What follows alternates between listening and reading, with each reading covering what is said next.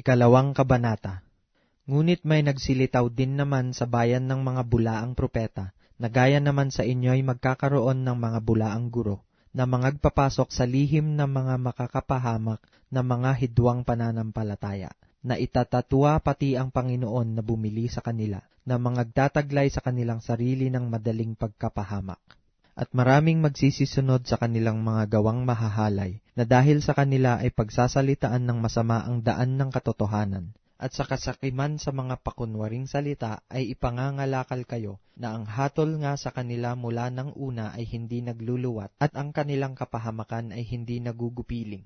Sapagkat kung ang Diyos ay hindi nagpatawad sa mga anghel ng mangagkasala ang mga yaon, kundi sila'y ibinulid sa impyerno at kinulong sa mga hukay ng kadiliman upang ilaan sa paghuhukom, at ang dating sanglibutan ay hindi pinatawad, datapwat iningatan si Noe na tagapangaral ng katuwiran, na kasama ng ibang 7 pa, noong dalhin ang pagkagunaw sa sanglibutan ng masasama.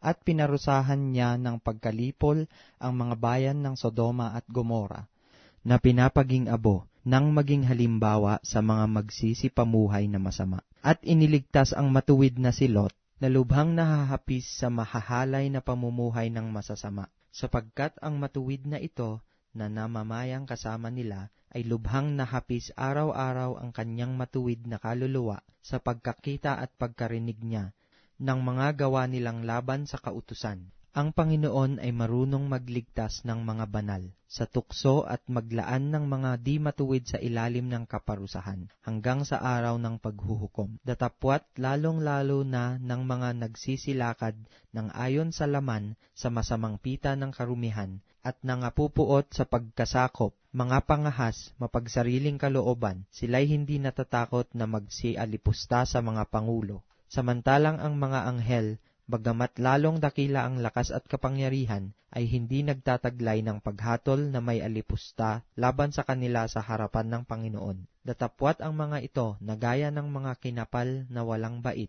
na ipinanganak na talagang mga hayop upang hulihin at lipulin, na nagsisialipusta sa mga bagay na hindi nila nalalaman, ay walang pagsalang lilipulin sa kanila ring pagkalipol, na nangagbabata ng masama na kabayaran ng gawang masama. Palibhasa'y inaari nilang isang kaligayahan ang magpakalayaw kung araw, mga dungis at kapintasan, na nangagpapakalayaw sa kanilang mga daya. Samantalang sila'y nangakikipagpiging sa inyo, na may mga matang puspos ng pangangalunya, at hindi maaaring maglikat sa pagkakasala, na umaakit sa mga kaluluwang walang tiyaga, na may pusong sanay sa kasakiman, mga anak ng paglait, na pagkaalis sa daang matuwid ay nangaligaw sila. Palibhasa'y nagsisunod sa daan ni Balaam, na anak ni Beor, nag-ibig ng kabayaran ng gawang masama. Datapwat siya'y sinasaway dahil sa kanyang sariling pagsalangsang, na isang asnong pipi ay nangusap ng tinig ng tao at pinigil ang kaululan ng propeta.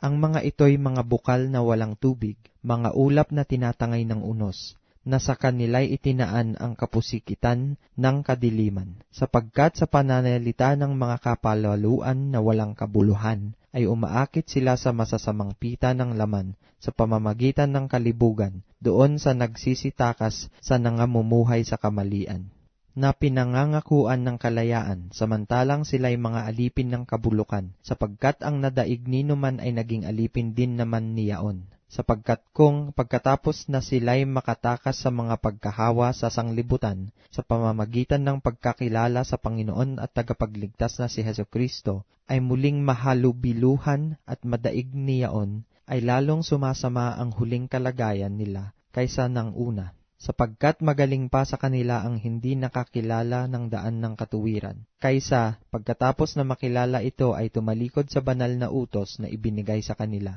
Nangyari sa kanila ang ayon sa kawikaang tunay. Nagbabalik na muli ang aso sa kanyang sariling suka, at sa paglulubalob sa pusali ang babaeng baboy na nahugasan.